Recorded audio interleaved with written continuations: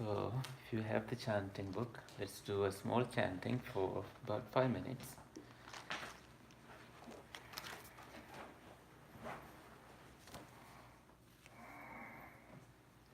We'll begin.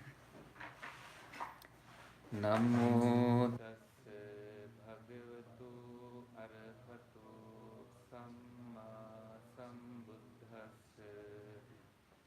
Namo tassa bhagavato arahato samma sambuddhassa. Namo tassa bhagavato arahato samma sambuddhassa. Buddhaṃ saraṇaṃ gacchāmi. Dhammaṃ saraṇaṃ gacchāmi. Saṅgham saraṇaṃ gacchāmi. Dutiyampi buddhaṃ saraṇaṃ gacchāmi. Dutiyampi dhammam saraṇaṃ gacchāmi. Dutiyampi saṅgham saraṇaṃ gacchāmi. Tatiyampi buddhaṃ saraṇaṃ gacchāmi. Tatiyampi dhammam saraṇaṃ gacchāmi. Tatiyampi saṅgham saraṇaṃ gacchāmi. Pānātipātā vēramani sikkhapadam samādhiyāmi. Adinādāna vēramani sikkhapadam samādhiyāmi. Kāmesu miccācārā vēramani sikkhapadam samādhiyāmi. Musāvādā vēramani sikkhapadam samādhiyāmi. Surāmēraya majjapamādāṭṭhānā vēramani sikkhapadam samādhiyāmi. Yeah. Page 4. Itipiso bhagavā arahang samma sambuddho vijjācarana sampanno sugato lokavidu anuttaro purisa dhammasarathi saddhādeva manussānaṃ buddho bhagavāti swakkhāto bhagavata dhammo sanditthiko akāliko ehipassiko opanayiko paccattam veditabbo viññūhīti supatipanno bhagavato sāvaka saṅghō ujupatipanno bhagavato sāvaka saṅghō ñāyapatipanno bhagavato sāvaka saṅghō sāmīcipatipanno bhagavato sāvaka saṅghō yadidaṃ cattāri purisa yugāni attha purisa puggala esa bhagavato sāvaka saṅghō āhuneyyo āhuneyyo dakkhineyyo anjali karaniyyo anuttaraṃ puññakkhetaṃ lokassaati. Sadhu, sadhu, sadhu. Now you can put the chanting book aside. I'm gonna try to keep this light facing me and the statue because I'm giving this live. Huh? It's a little difficult too. Oh, we should have turned the lights on for the chanting actually. We should have kept the lights going. You had to use your own light. Which I think was fun to test your. Lighten them down a little bit, or you think where it's at? Yes, down a little bit I think is ideal, and I think they will still be able to see or just hear me.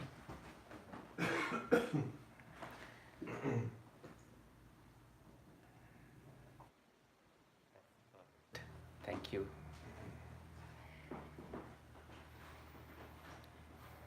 Some teachers say you need to meditate in bright lit space, and some say it's okay to have it dark.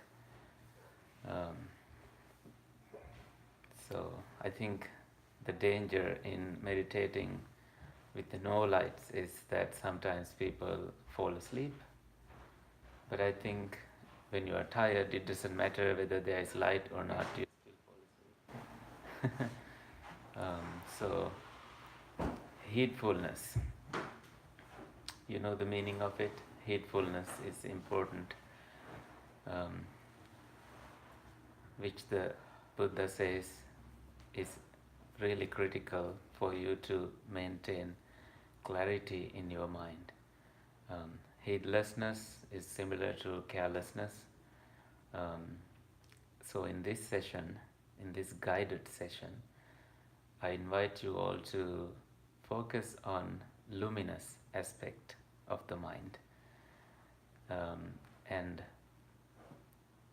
as you may recall, the Buddha has emphasized that this mind is luminous by nature, but it is defiled by the visiting defilements. They visit, and some of the defilements want to stay. So they no longer become visitors, they become controllers of the house of the mind. By being heedful, we will be able to identify these defilements and perhaps find ways to eradicate or uproot these defilements and find this luminous nature, the bright, shining nature of the mind. And I will discuss more about this under the term kasiṇa meditation in our discussion at the end of the meditation. But for now, we don't need that much information, as this will be guided through and through. So I invite you all to find a pleasing, comfortable posture, and also giving your mind the freedom that this is a space where we don't need to be so rigid and be controlled, as the mind may have plans, but still we may feel itchy in places, we may feel numb, and at which point you are free to change your posture. But one rule: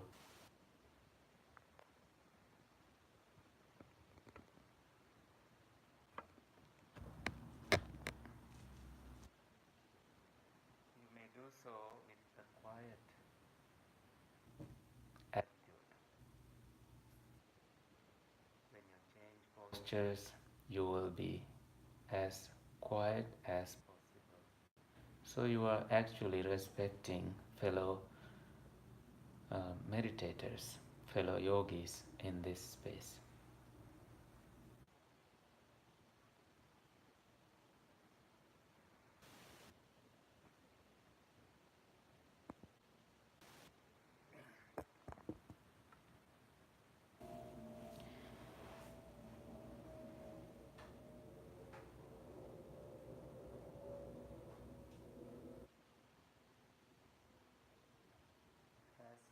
usually do, we will do a body scanning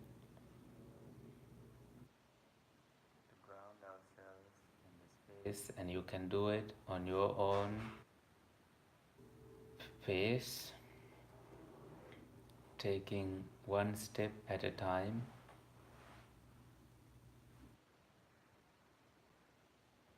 For me, I feel some tightness and tension in my head,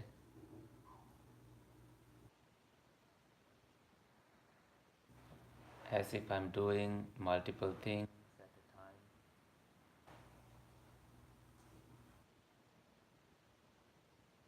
and the feeling around it. So, taking a deep breath, I will relax my body, also emphasizing my head, attention on my head, so I can relax more.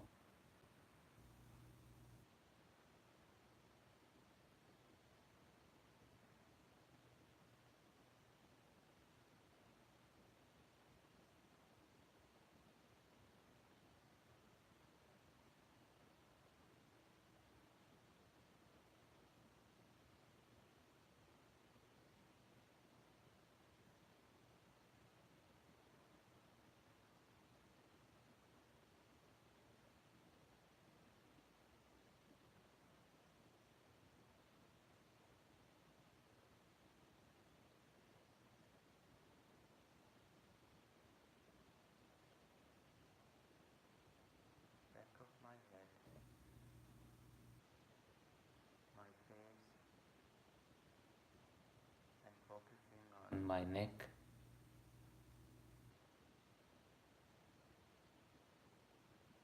seeing if there is any tension, any tightness there, and relaxing the muscles, not keeping them tight or not too loose, but finding the middle way to relax and keep the body going without any distraction.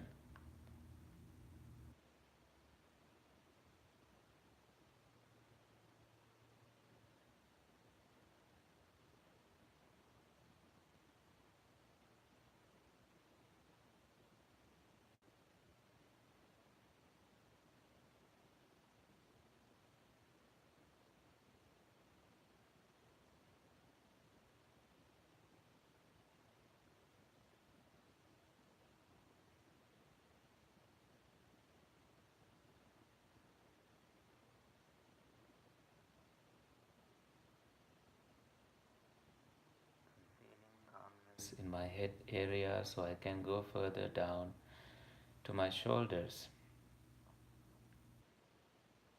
There might be some tension there,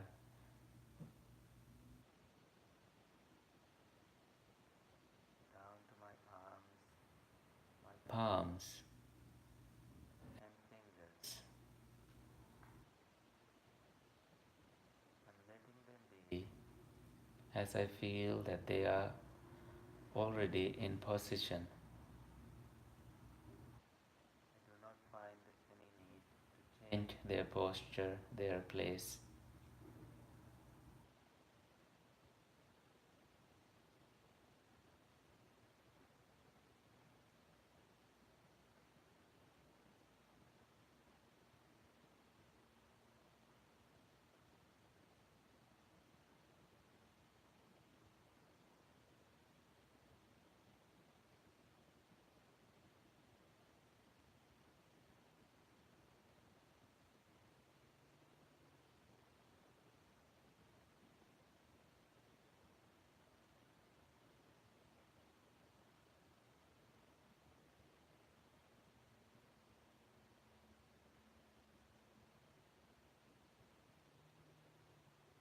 And relaxing my chest, further down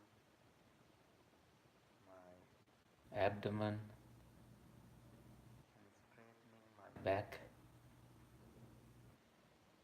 adjusting my posture as needed, so I still prepare myself for a posture that distracting.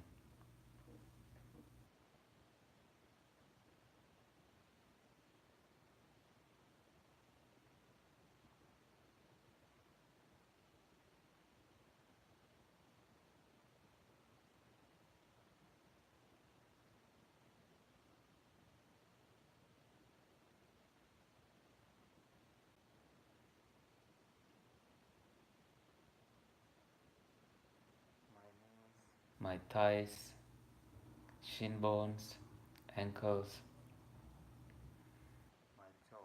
they are all in place and already prepared, focused, and grounded.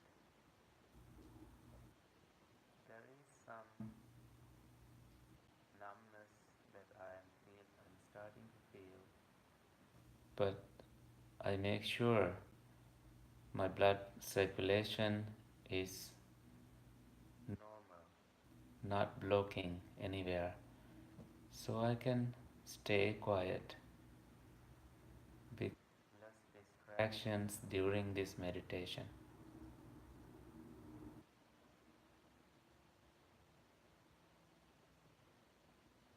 As you relax more and more,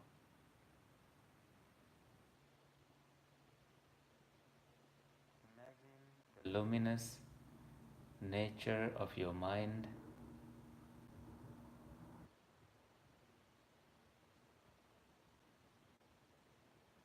shining infinite, bright,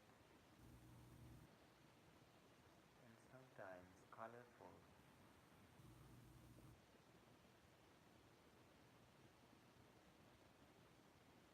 The mind that radiates loving kindness to all beings.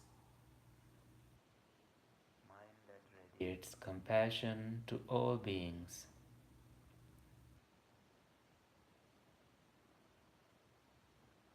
Mind that radiates joy and equanimity to all beings. This mind gets defiled, and in this exercise, we are cleansing the mind.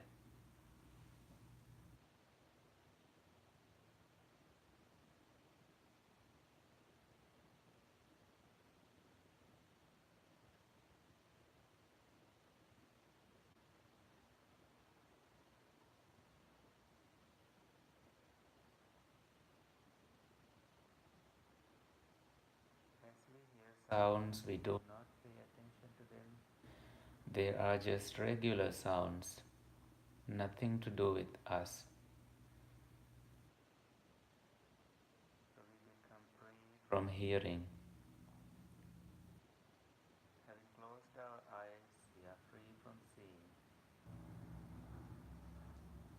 We are free from smelling, free from tasting, free from physical sensations, free from thinking. Thoughts arise and pass away. Let that process continue without interfering with it.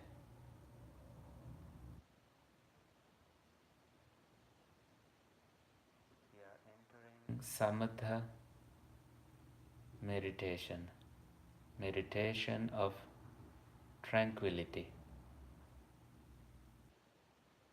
calming and tranquilizing the body and mind,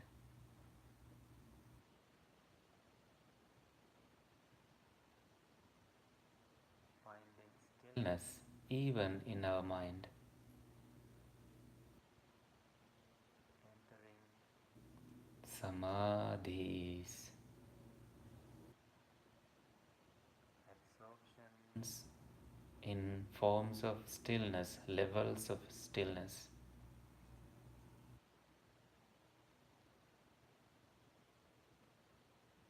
Let's find a neutral object like our breathing.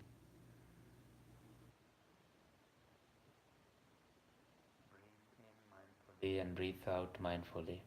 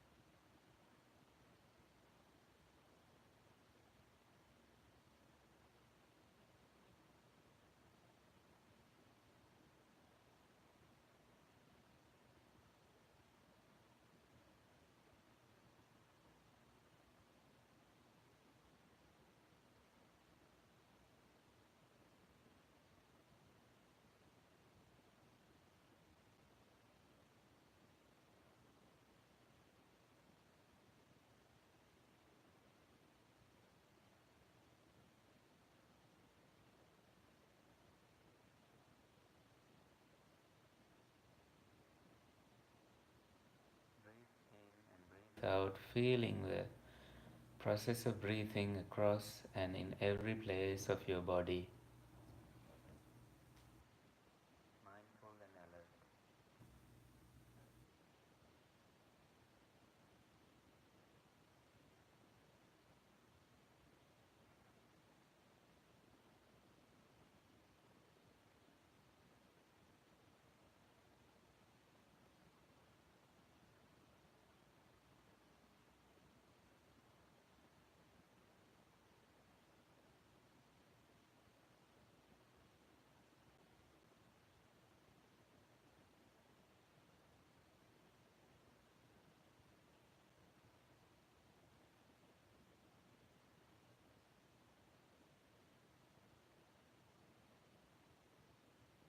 Feeling peaceful, you breathe in. Feeling peaceful, you breathe out.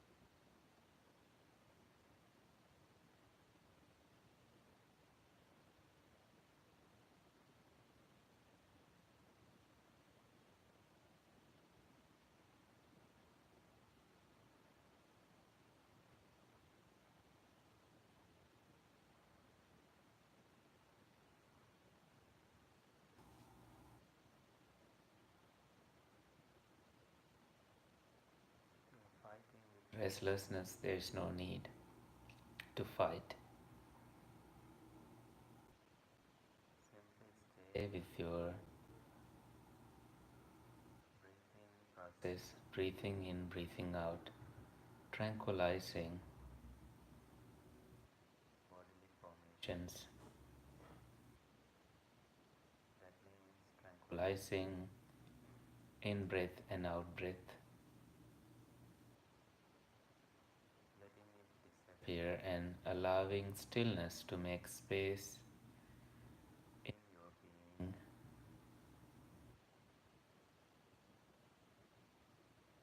free floating, light and bright.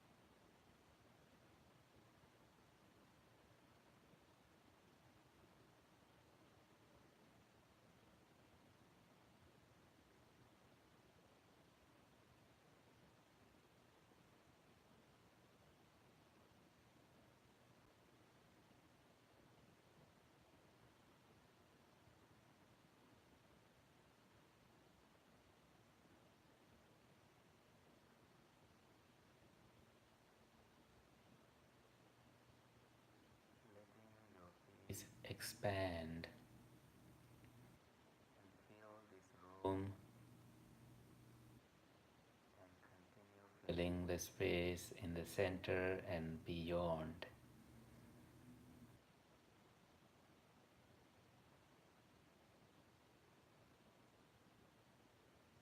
Together, your consciousness, light, also expands.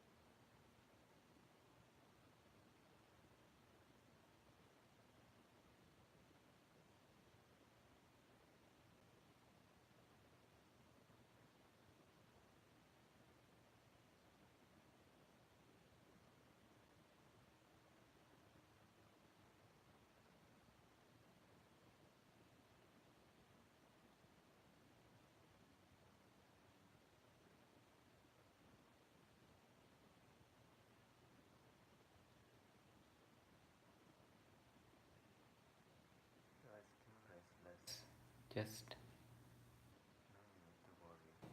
focus on smiling and continue doing that mindfully. In a gentle attitude, smile on your lips.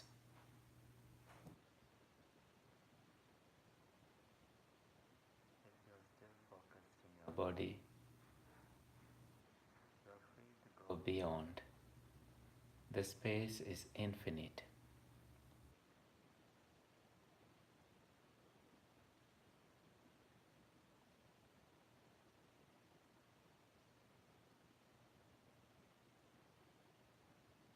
So is your mind.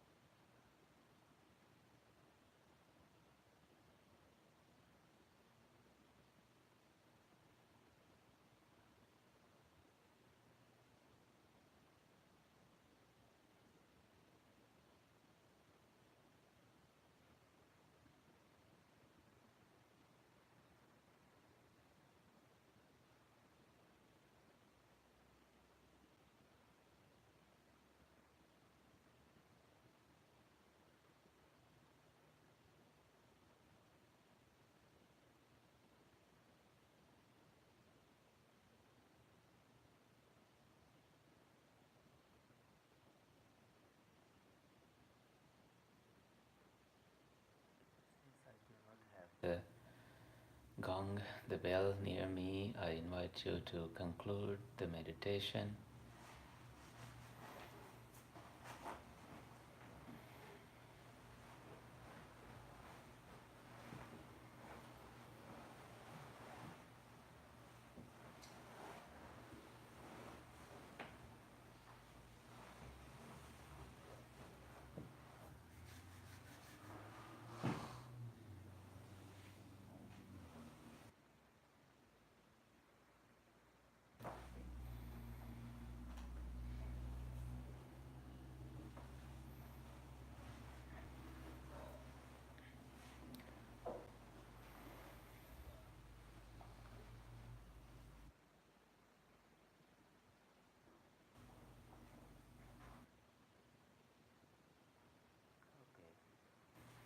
Wonderful, thank you. So before I talk about kasiṇa meditation, do you have any questions?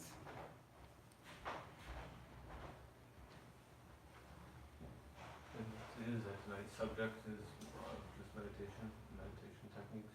What will be focusing on? Kasiṇa meditation. Okay. And that is a term very popular in the Theravada world. I just brought a kasiṇa so you can see that over here, this black thing with a blue center in it. Let me take it so I can show it to you.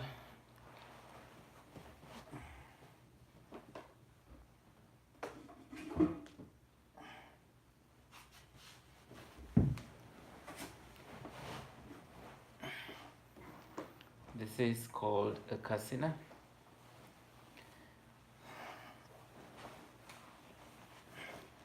It's just a piece of, could be a piece of wood or a plastic. And why this is called a kasiṇa is that you focus on this blueness here. And when you have focused enough, you're able to visualize it even once your eyes are closed. And when you have that mastery, you can continue focusing in this blueness or whiteness, yellowness or light or something until that's the only thing that you see in your mind. And it expands and continues, and you are seeing just that blueness in everywhere in that practice. But as soon as you open your eyes, you will see whatever you are supposed to see outside of your eyes. So this is a plastic thing I brought from Toronto. And then I put a booklet to get the blueness. And I've been using this for my meditation, and I haven't found much of the success because I'm not continuous.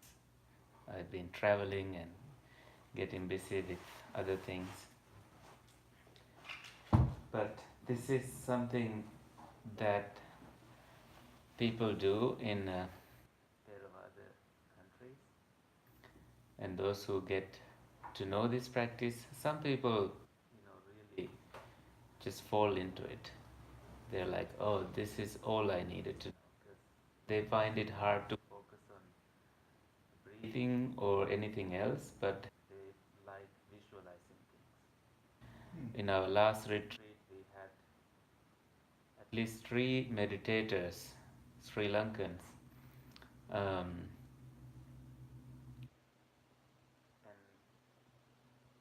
it's interesting when they explain their experience. As soon as they close their eyes, they are able to see their blood and veins and everything.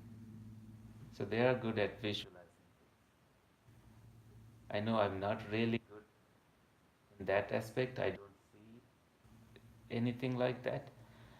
But I like you to know that there is this thing taught as as an object of meditation.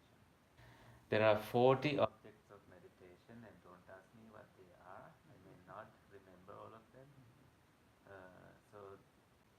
In those 40, you find 10 kasinas. And in this book, I found the 10 kasinas listed and discussed, which is not. I'm not recommending this book or anything. I'm just telling you that there is some some information that you can read from this book. This is from a famous Pauk tradition in Burma. You can see the background picture of Pauk, center here in the forest, and that's one of the places that introduced Vipassana meditation, insight meditation, to the West. And Barry Center, well, IMS, Insight Meditation Society in Barry, Massachusetts, is established by Joseph Goldstein and Steve Armstrong, like people, after they were introduced to this Vipassana meditation. And this is it says that this is translated by Hanul Jun. Not sure if I said the name correctly. I think from the introduction I found that he or she is a Vietnamese monk or a nun who practiced in this center and wanted to translate this book from Burmese to English. And it's forwarded by Sayadaw Revata, one of the monks from that tradition. So I was here on page 36, I found the 10 kasinas. Um, the earth kasina, the water kasina, fire kasina, the wind kasina, the black kasina, the yellow kasina, the red kasina, the white kasina, the kasina of light, and the kasina of enclosed space. So you didn't see blue here. And black and blue is explained under the same category in this book. And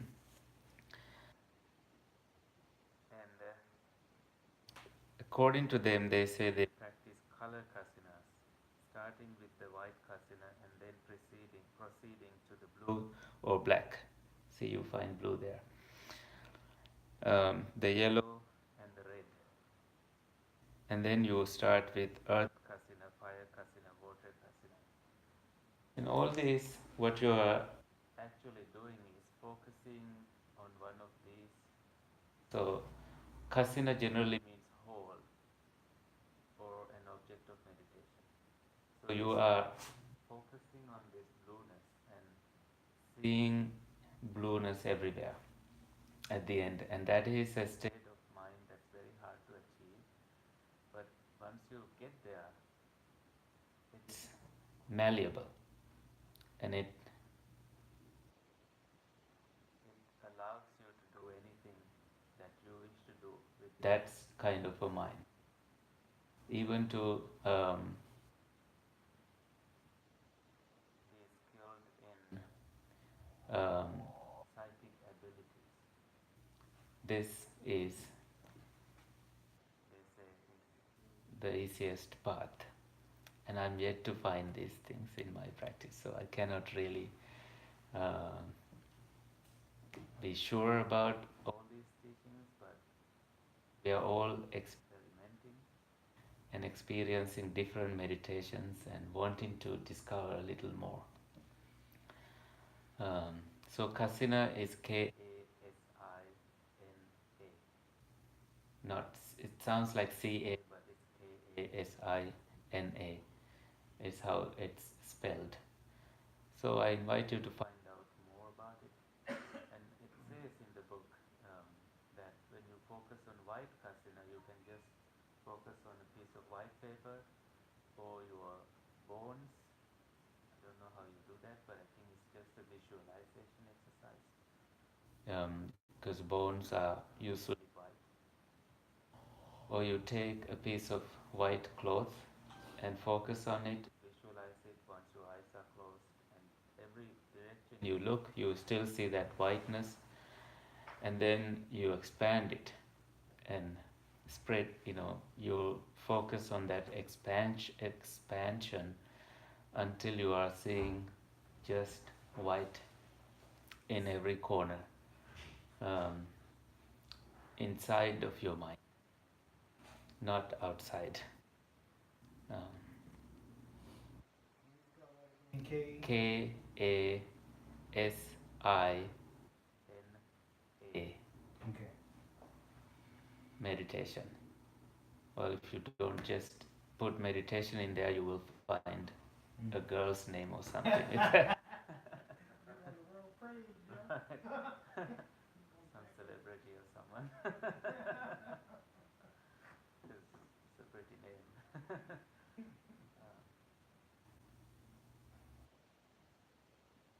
So I, I remember in 2010, at night we visited a nun. She was famous for kasiṇa meditation, and she was teaching some young fellows how to focus on a star at night. And they were all sitting on this rock, open space, and looking at a shiny star, so they can um, visualize that in their mind when their eyes are closed, and I think focus on light, um, luminosity, um, and continue meditating using those objects. And there is a man who is known as a bodhisattva, a being who is aspiring to be awakened, um, and not willing to become enlightened in this lifetime, but want to be a Buddha in future. This person is also a healer, so people call him a doctor, and I've been to that place. And about 6,000 people came that day, on the full moon day. And I think most of these people took treatments from this doctor, so it's a rule that they all should come to a one-day retreat on the full moon day in his place. If they don't come, if they don't sign up, they will not be given continuous medications or meditations. So this person, um, at the age of 8, was staring at a rock in his um, in his place, and the rock disappeared, according to him. And from that point onwards, he realized that he was able to, not that the rock physically disappeared, but that was his experience in mind. So he was able to be a little more curious about it and learn more about kasiṇa meditation. And he thought he was good at earth kasiṇa. And at this point, he's able to focus on fire kasiṇa and even make fire, making fire circles. And in his place, there is a place marked as the first place where he did fire kasiṇa meditation.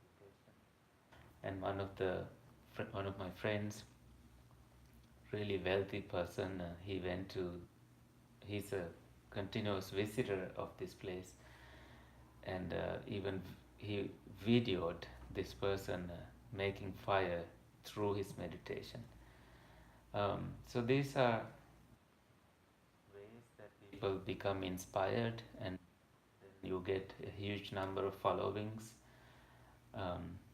And in the Buddha's way of doing these things, he highly discouraged monks to show any psychic abilities, um, because it becomes a hindrance. And the Buddha discouraged even by saying that showing psychic abilities to attract people is like showing your body, um, as a prostitute and attracting men. So that's how low the Buddha put attracting anybody. using your psychic abilities. His cousin Devadatta was able to make snakes and fly and walk through walls and was able to attract the king Ajatasattu and even made plans to kill the Buddha. Um, so, so you can have psychic abilities and at the same time have a really poisonous mind. Um, so you feel so powerful. There's a danger in there. Anyway, as I was thinking about luminous mind, I wanted you to know that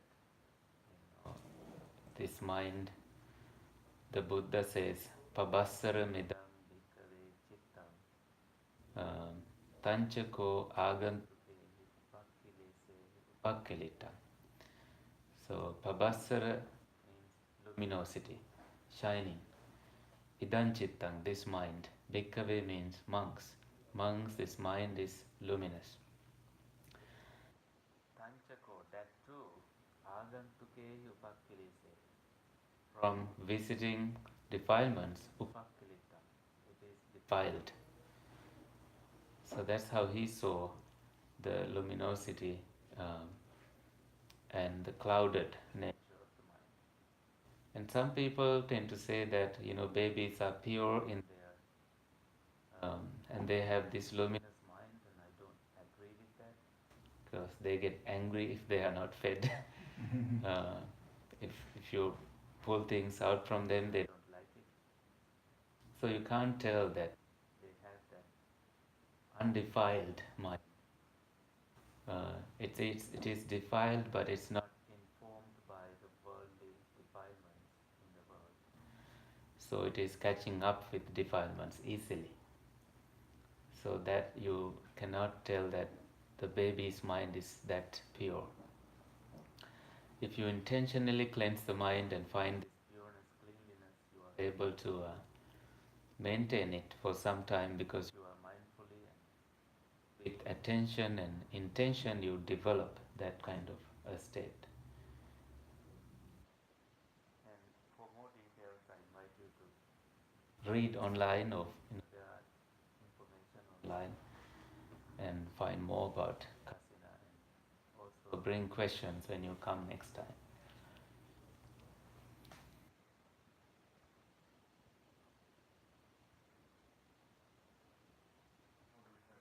Meditation, though, those are just kind of stops. Like you said, they're kind of hindrances if you get focused on them. I mean, they're kind of byproducts of what you're supposed to be doing, which is developing an attached mind. I mean, doing things like kasiṇa and etc. is just kind of help you in the day-to-day living. Right. Because I think another part of that, we would say, that whole psychic ability things. I mean, I haven't gotten too much into that, but I know that it's it's a distraction and not really a goal. Mm-hmm. Something like that. Mm-hmm. The whole point of this is just to help concentrate on morality and keep things going.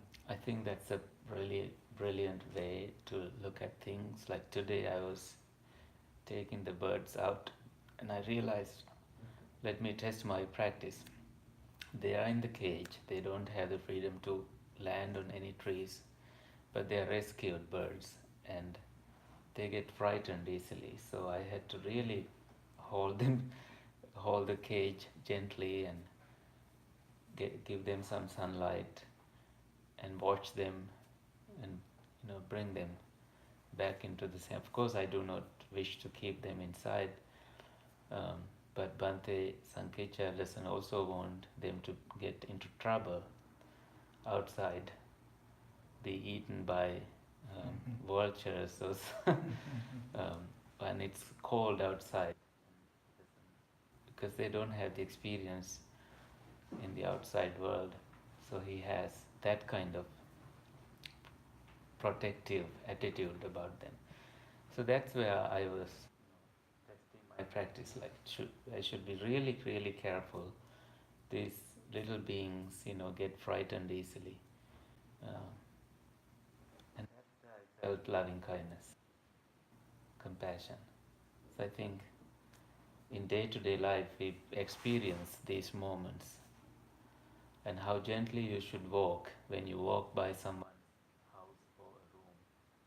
Um, if you are really loud and the person is sleeping, you are really disturbing their space. And this is where I think mindfulness come into play. And you go to bathroom and you just throw trash and it lands outside the trash bin. And that's where your practice comes. You have the discipline to bend and pick it and put it back in the trash bin. So you feel happy and you leave the space clean for others.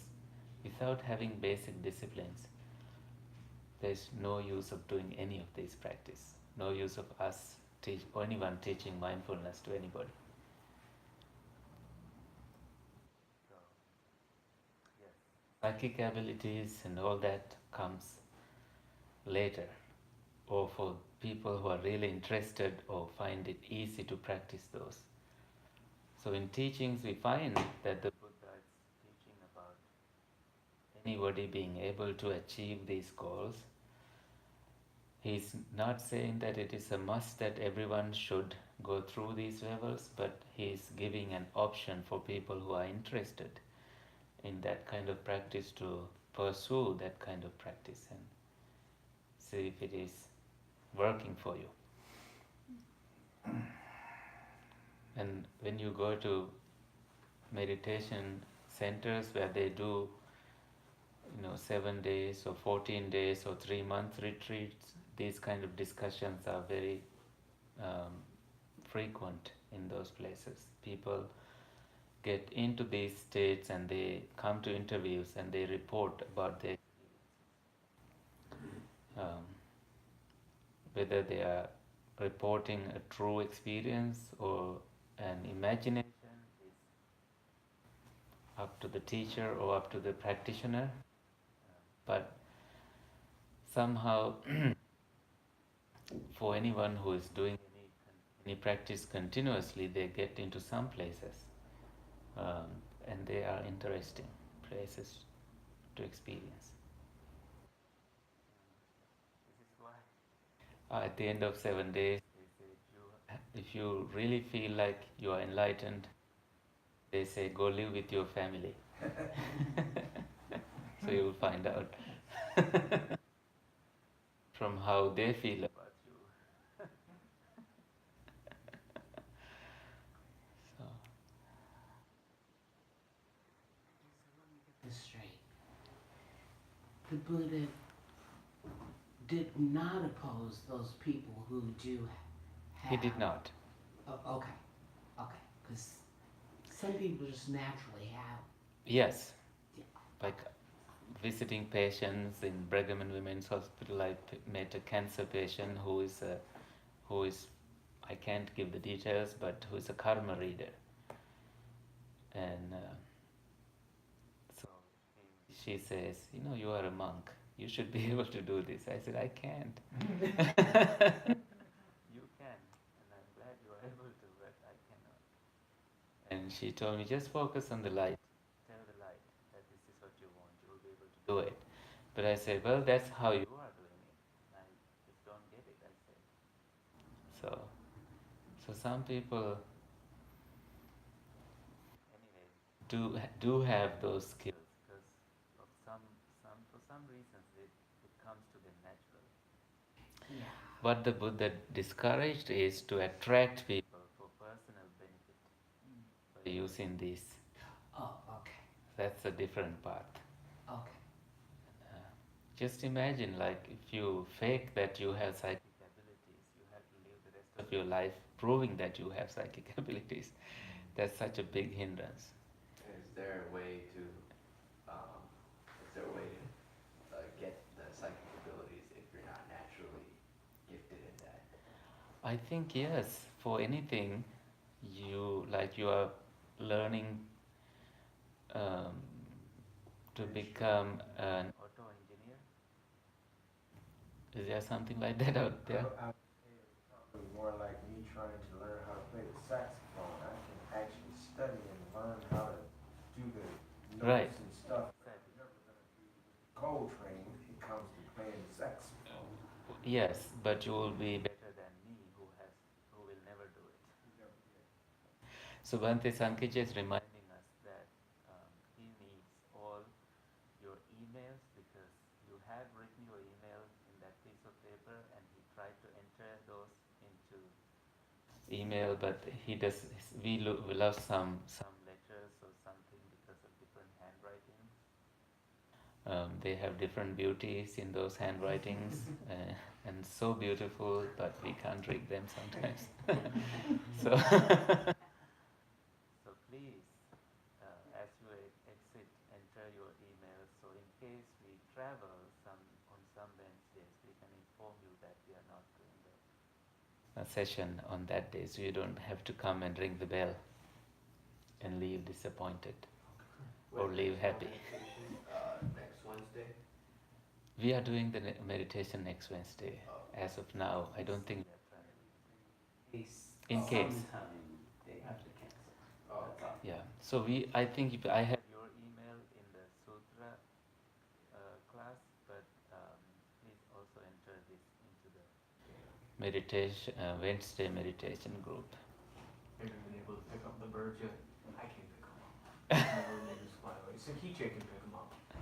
He does. He does. They just come over. He's good at. He's good at it. Yes. They just fly away when I try. Well, I don't think they will come. Will I struggled with it. I was just carrying the cage, not really physically touching them. I did it only once, and they didn't like it. They do that, and I felt how angry they were when I helped them. They were not pleased with it. But they put me off. Yes, please, David. On Sunday, what time, cause I can't come Saturday, but on Sunday for the retreat, what time should I be here? That's the other announcement. So Saturday and Sunday it's the same time, 8:30 until 4:30 in the afternoon. So we are doing this retreat on Brahma Viharas. Brahma Vihara means sublime abodes, including loving kindness, equanimity, joy, and compassion retreat. You also, of course, have the opportunity to practice on your own. So we will be doing this retreat in coming weekend, and you're free to come on either Saturday or Sunday. But we encourage you to come on both the days, so you will learn more with others and from Bhante Sankicha and myself. Um, Anybody able to come?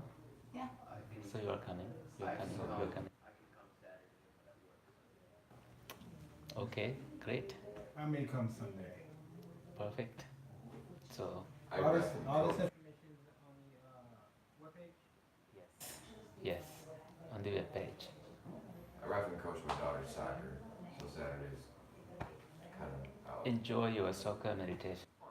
I never played, but she seems to like it, so. Well, you can enjoy watching her play. I do. Great. If we come, we need to stay all the whole. No, I mean if you have to go, you have to go. So if it is half day or a couple of hours, we would appreciate you showing up. It helps others to see. It helps others to see others meditating. Anyway, let's, I think, conclude the session with the Gatha. We chant, or we do we do the Metta Sutta, right? So that's on page 7. Shall we do that?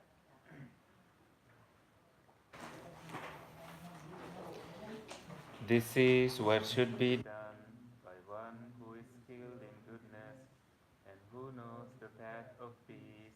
Let them be able and upright, straightforward and gentle in speech, humble and not conceited, contented and easily satisfied, unburdened with duties and frugal in their ways,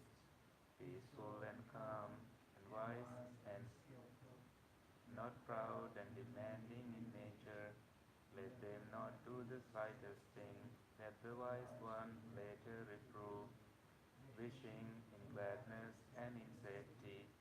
May all beings be at ease, whatever living being there may be, whether they are weak or strong, omitting none, the great or the mighty, medium, short or small, the seen and the unseen, those living near and far away, those born and to be born, may all beings be at ease. Deceive another or despise any being in any state.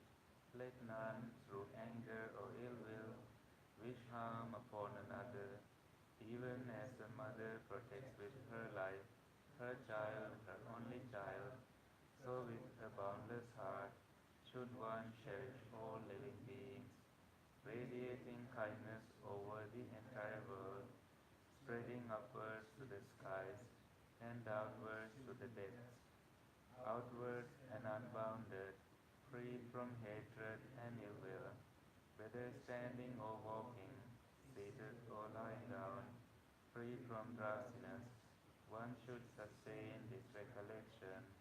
This is said to be the sublime abiding, by not holding to fixed views, the pure-hearted one, having clarity of vision, being free from all sense desires, is not born again into this world.